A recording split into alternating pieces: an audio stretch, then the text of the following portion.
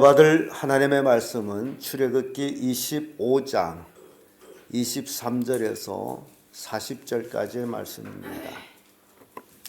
구약성경 120페이지 출애굽기 25장 23절에서 끝절까지의 말씀 찾으셨으면 교독합니다. 제가 먼저 읽습니다. 너희는 조각목으로 상을 만들되 상이 2규빗, 광이 1규빗, 고가 1규빗 반이 되게 하고 그 사면에 손바닥 넓이만한 턱을 만들고 그 턱 주위에 금으로 태를 만들고 그것을 위하여 금고리 넷을 만들어 그 네 발 위에 네 턱뒤에 달지 턱걸이에 달아 이는 상 멜체를 깰 곳이며 또 방으로 그 채를 만들고 물로 쌓아 상을 그것으로 깰 것이다. 너는 대접과 숟가락과 병과 붓는 잔들을 만들되 정금으로 만들지며 상 위에 정설병을 두어 항상 내 앞에 있게 할지라. 너는 정금으로 등대를 쳐서 만들되 그 밑판과 줄기와 잔과 꽃받침과 꽃을 한 덩이로 연하게 하고 가지 젖을 베껴져서 나오게 하고 그 자신을 나오게 하고 세 가지 쪽편으로 나오게 하며 이 편가지에 살구꽃 형상의 잔색과 꽃받침과 꽃이 있게 하고 저 편가지에도 살구꽃 형상의 잔색과 꽃받침과 꽃이 있게 하되 등대에서 나온 6가지를 갖게 할 것이며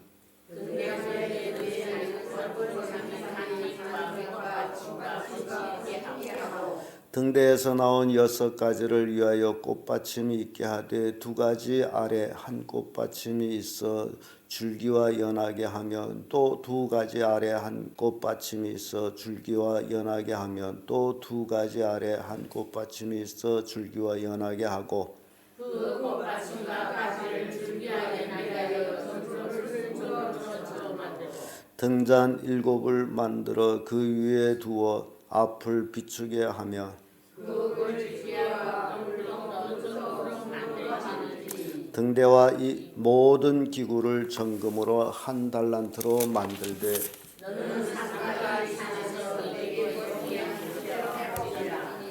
아멘. 네, 오늘은 떡상과 대접과 등대에 관해서 말씀을 나누겠습니다.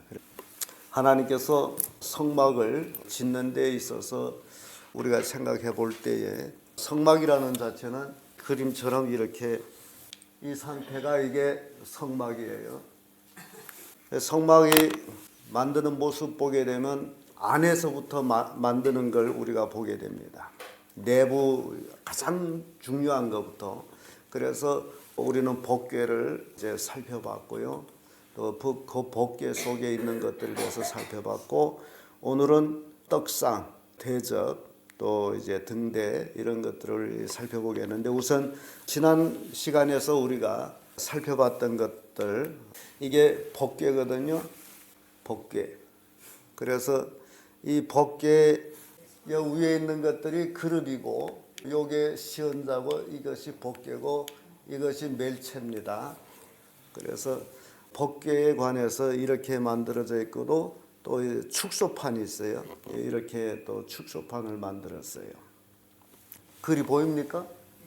네, 법궤. 뭐예요? 그룹이 이렇게 서로 날개를 이렇게 같이 하는 그 그룹 천사를 얘기하고 있어요. 이것을 속죄소 또는 시은좌라고 하는데, 제사장이 1년에 2차씩 들어가서 저 속죄소에다가 짐승의 피를 뿌립니다. 그게 속죄소예요. 죄 사하는 곳이다. 또 은혜 받는 곳이다. 그래서 법궤를 분해하면 이렇게 되어 있습니다. 이게 법궤고요. 이게 그릇들이고요. 이게 속죄소고요. 그래서 법궤의 그 구조, 성경에 나온 대로죠. 그래서 1규빗 반, 여기서는 한 규빗을 한 50cm로 계산을 했어요. 보통 팔굽 길이에서 45cm 되는데 50cm를 계산해서 이게 쭉 나와 있는데 2규빗밭 하게 되면 1m 25cm 기장, 높이가 1규빗밭 뭐 75 정도, 그리고 넓이 1규빗밭, 높이 넓이 같습니다. 이렇게 복교가 구성이 되고요.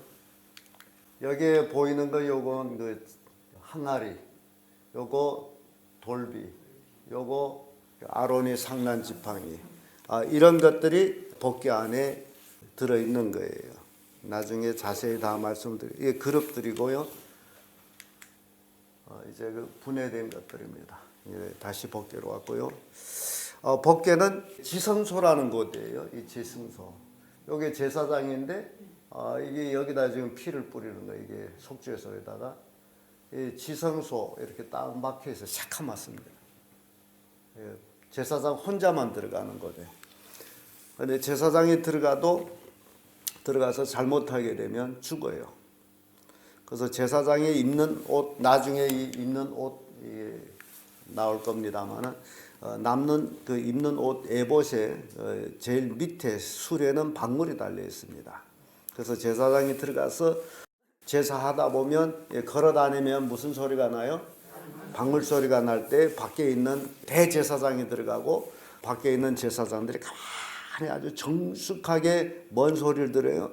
박물 소리가 들어요. 조마조마하게 박물 소리를 듣습니다.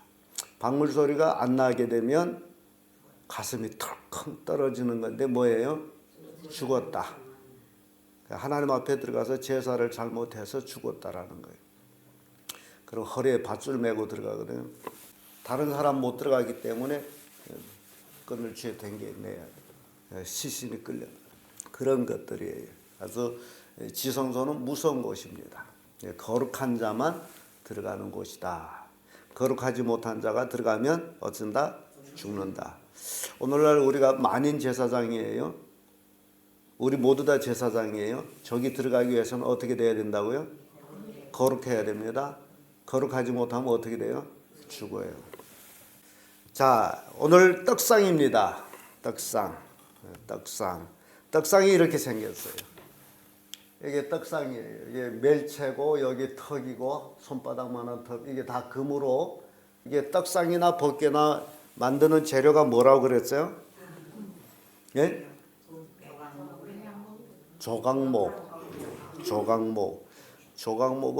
정말 쓸모없는 재료 중에 하나다. 그 이제 광야에서 비바람에 아주 꼬불꼬불하게 자란 것들, 그것이 바로 우리들인데 하나님께서 잘 다듬어 가지고 뭘 씌운다 그랬어요? 금을 씌운 거예요. 여기에 여러 가지들이 떡, 12덩어리 떡, 뭐 이스라엘 12지파를 상징하는 떡이고요. 그래서 이게 떡상이에요, 떡상. 그 떡상 위치가 어떻게 놓여 있느냐? 이 떡상이 이게 성소 안이거든요. 요게 떡상이에요. 요게 이제 등대가 되고 이제 나올 등대고, 여기가 이제 분향단. 이렇게 이것이 성소예요. 요 안으로 들어가면 아까 그 제사장이 혼자 있는 지성소예요. 요가는 이게 휘장으로 이렇게 막혀 있습니다. 이 휘장으로 막혀 있는데 여기는 제사장들이 여기까지 들어와요. 저쪽 지성소는 대제사장만 들어가요. 휘장이 딱 막혀 있어요. 근데 예수님이 십자가에 못 박혀 죽으면서 다 이루어졌다라고 말씀할 때 휘장이 찢어졌다는 게 이걸 얘기해요. 이게 위에서부터 아래로 찢어집니다. 사람이 죄 댕겨도 찢어지지 않습니다. 양쪽에 말 4필씩 매가지고 죄 댕겨도 찢어지지 않는, 그렇게 튼튼하게 이제 만들어져. 나중에 휘장 만드는 규례도 나옵니다만은 그런 거예요. 그런데 이 휘장이 예수님이 다 이루었다 할 때 성소 휘장이 찢어졌다. 찢어졌는데도 성경에서는 어디서부터 찢어졌다 그래요? 위에서부터 아래로 찢어졌다. 그럼 누가 찢었다는 거예요? 하나님이 찢었다는 거예요. 그러니까 예수 그리스도의 십자가 보혈로 씻음 받은 자만이 여기에 들어간다는 얘기예요. 여러분 씻음 받으셨어요? 그러면 들어가는 거예요. 거룩한 자만 들어가는 거예요. 그럼 떡상 구조, 이게 턱이에요. 턱, 떡. 그 다음에 유향, 여기에 놓이는 거죠. 채, 멸채. 그 다음 고리, 여기 고리. 조각목으로 만들고 금으로 쌌으면 주위에 금태를 두름. 조각목, 아무 쓸모없는 조각목으로 하나님께서 우리를 금태를 씌워서 만들게 했다. 이게 등대예요. 등대가 이게 살구꽃 형상으로 이렇게 만들어져 있고, 이게 판이고요. 이게 한 축이에요. 그 한 축에 이렇게 6가지가 나와 있죠. 그래서 이 축을 예수 그리스도를 상징하고, 여기 6가지를 성도들을 상징하는. 이 등대는 요 꼭대기에 등불을 켜는 거죠. 이 성소 안에 아까 우리 등대 놓은 위치를 봤죠. 이걸 금으로 만들어요. 근데 중요한 것은 금으로 만드는데 부어 만들지 아니하고 쳐서 만드는 거예요. 쳐서 만든다는 건 뭔 얘기예요? 두드려서. 왜 두드려서 만드느냐라는 겁니다. 이 등대는 쳐서 만들어요.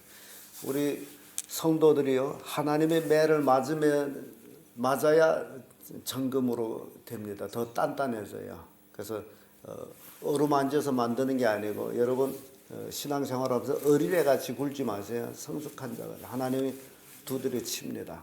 맞아야 돼요. 그렇게 만든 것이 등대예요. 금촉대라고 그러죠. 놓여있는 위치. 여기 이게 떡상, 분향단, 등대 이렇게 되어 있습니다. 여러분들이 이해를 못할까 봐 제가 이렇게 보여준 거예요. 좀 이해가 되죠? 예. 그래서 글만 읽으면 도무지 이해될 것 같지 않아 가지고 이렇게 보여드렸습니다. 나중에 하나하나 이제 더 보여드릴 겁니다만은, 여러분들이 머릿속에 이런 성막이라는 구조가 이런 것이다 라는 것을 너무 좋겠어요. 이게 지성소로 들어가는 휘장이다.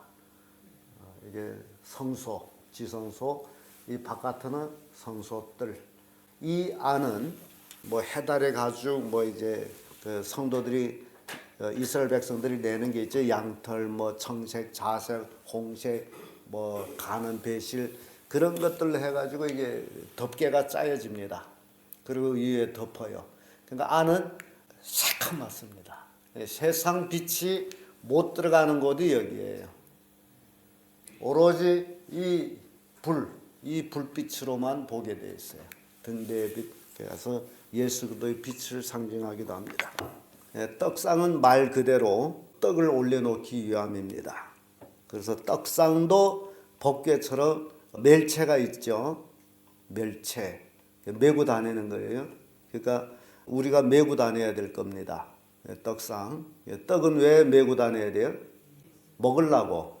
우리가 떡을 안 먹으면 살 수 있습니까? 못 살죠. 그래서 떡을 먹어야 됩니다. 이 떡은 하나님의 말씀을 상징해요. 요한복음에서는 예수님께서는 말씀이 육신이 되었다라고 말씀하죠. 그래서 우리가 이 떡은 말씀을 먹는 것이다. 근데 이 떡은요, 안식일마다 교체됩니다. 매 안식일에 새 것으로 바뀌어져요. 그래서 성도들이 매주 교회 나와서 하나님 말씀 들어야 돼. 새 말씀으로 들어야 돼. 교회 안 나오는 사람, 신앙 없는 사람이에요. 어떤 사람은 나 집에서 믿는데요 라고 말하는 사람이 있어요. 그 가짜예요. 진정 믿는다면 행위, 믿음의 행위가 하나님 앞에 나와 예배하는 거예요. 집에서 믿으면서 예배도 안 하면서 믿는다라는 건 거짓말이에요. 그걸 여러분들이 아셔야 돼요. 그래서 이 떡상의 떡은 매주마다 새 것으로 교체되고 떡이 물려나갑니다. 이 성소에 놓여있던 떡이 새 것으로 바뀌고 그 12덩어리를 내가죠. 그럼 그 떡을 내다 버릴까요? 어쩔까요? 예? 예, 제사장이 그 떡을 소유합니다. 그 떡은 제사장이 먹는 거예요. 자, 여러분들은 신약 성경에 와가지고 얼마나 행운스러운지, 예수 그리스도를 믿고 구원받은 사람들을 베드로 성경에서 만인 제사장이다 그러죠. 여러분 제사장이에요. 그 떡을 누가 먹어요? 여러분 먹는 거예요. 그래서 매일매일 우리는 떡을 먹어야 됩니다. 매일매일 예배 나와서 말씀을 듣는 것이 떡을 먹는 거예요. 그래서 이 떡은 예수 그리스도의 육체를 상징합니다. 매일매일 우리는 예수 그리스도의 육체를 먹는 자들이다. 성찬 예배 때 예수께서 떡을 가지사 이는 너희를 위한 내 살이다 그러죠.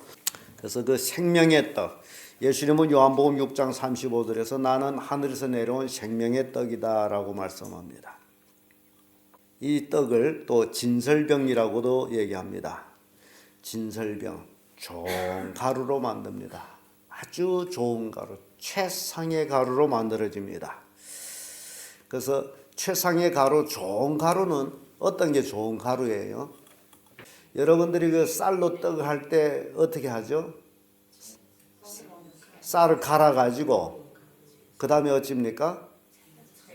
채로 치죠. 어떤 채로 쳐요? 아주 부드러운 채로 치죠. 그래서 어떤 사람들은 부드러운 채 잘 안 나간다고 센 채 해서 떡을 만들기도 합니다만은 부드러운 채에다 쳐서 만든 떡하고 센 채에다 쳐서 만든 떡이 어떤 차이가 있어요? 맛이 다르죠. 자, 그래서 우리가 하나님께 드려지는 떡이 되기 위해서는 우리가 부서지고 부드러운 떡이 돼야 됩니다. 부드러운 가루, 좋은 가루가 돼야 정말 좋은 떡이 됩니다. 우리가 완전히 부서져야 돼요. 여러분 신앙생활하면서 완전히 부서져요. 육신이 완전히 부서져야 돼요. 근데 신앙생활하다가 가끔 육신이 되살아나가지고 혈기를 낼 때가 있는데 그것은 부서지지 않았기 때문에요. 부서져야 돼. 좋은 떡이 되기 위해서는. 복음성가 중에는 부서져야 하리 그런 복음성가예요. 부서져야 하리 완전히 부서져요. 깨져야 하지. 깨져야 하지. 그러니까 우리 신앙생활하면서 말씀을 받으면서 우리가 완전히 다른 사람이 지금 되어지고 있는 거예요. 말씀을 들으면서 딴 사람이 새 사람이 되는 거예요. 옛 사람은 죽고 새 사람이 되는데 그 새 사람이 하나님의 말씀으로 거듭난 사람들이 되는. 그러니까 옛날에 친구가 나를 보고 네가 언제 예수 믿었고 네가 어떻게 이렇게 변했지라는 것들이 여러분들의 삶 속에서 보여져야 됩니다.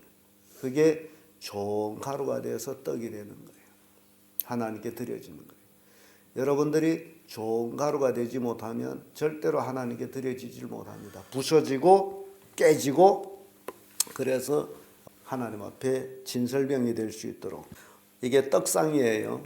떡상은 조각목으로 하고 금으로 씌우고 위에 있는 것은 금으로 만들어서 하나님께 드려지는 반. 그 다음에 대접, 숟가락, 병, 잔 이런 것들이 만들어지죠. 이거는 떡상의 이 대접, 금대접이죠. 금대접.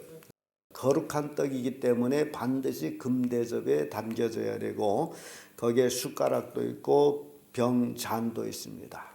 그래서 이건 뭘 의미하는가? 식탁 같잖아요. 식탁. 식탁 같은 것, 떡상이 식탁 같다라는 것은 나눔이라는 얘기예요. 성도들이 하나님 앞에서의 그 나눔. 성경 보게 되면 모세가 이스라엘 백성들 그 두령들을 데리고서 70인이 시내산에 올라가서 하나님 앞에서 뭘 했다 그랬죠? 먹고 마셨다 그랬죠? 이게 나눔이에요.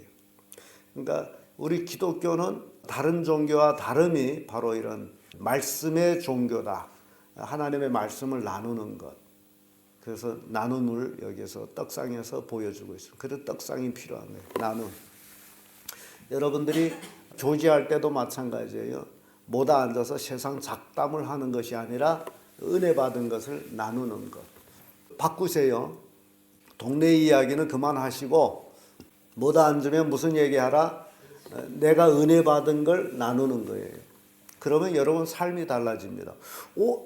저 성도님이 저런 은혜를 받았는데 나는 왜 못 받았지? 하면 충격받고 받으려고. 근데 동네 얘기하게 되면 저 광고하는데 어떻고 뭐 어떻고 이런 얘기만 하다 보면 그래 그런 데도 있어 나도 한번 가봐야 되겠다. 엉뚱한 생각하죠. 그러니까 여러분들이 모이면 하나님의 은혜를 나누는 것. 떡은 찢어가지고 나누죠. 그래서 이 떡을 예수님의 몸이라고 생각할 때 찢어지는 거죠. 나누는 거예요. 먹기 위해서는 어떻게 돼요? 찢어서 나누는 거죠. 그러니까 예수님이 십자가상에서 몸이 찢긴 것, 그런 상징들이 여러분들이 떡을 나누면서도 이제 생각하게 됩니다. 등대, 우리가 등대를 봤어요. 등대에 7 등불이 있습니다. 그 7은 완전수라고 그러죠. 완전수, 하나님의 수예요. 거룩한 수입니다. 근데 이 7이 완전수가 이루어지기에는 6 합하게 하나에서 이루어지는 거예요. 그래서 양 옆에 세 가지씩 뻗어진 것, 성도들을 상징할 때 성도와 하나님이 하나가 될 때 완전해진다는 거죠. 그래서 하나님은 우리를 구원하기 위해서, 완전해지기 위해서 예수님을 이 땅에 보내서 십자가에 못 박아 죽였었다는 사실이에요. 우리를 죄에서 구원하기 위해서. 그래서 여기에 6은 사람의 수를 상징합니다. 그 하나는 하나님. 그래서 등대는 7 등대로 되어 있고, 계시록에는 7급 촛대 사이에 다니시는 이가 가라사대라면서 예수님을 상징하기도 합니다. 아까도 제가 말씀드렸습니다만 등대는 금으로 만드는데 어떻게 만든다? 쳐서 만든다 그러죠.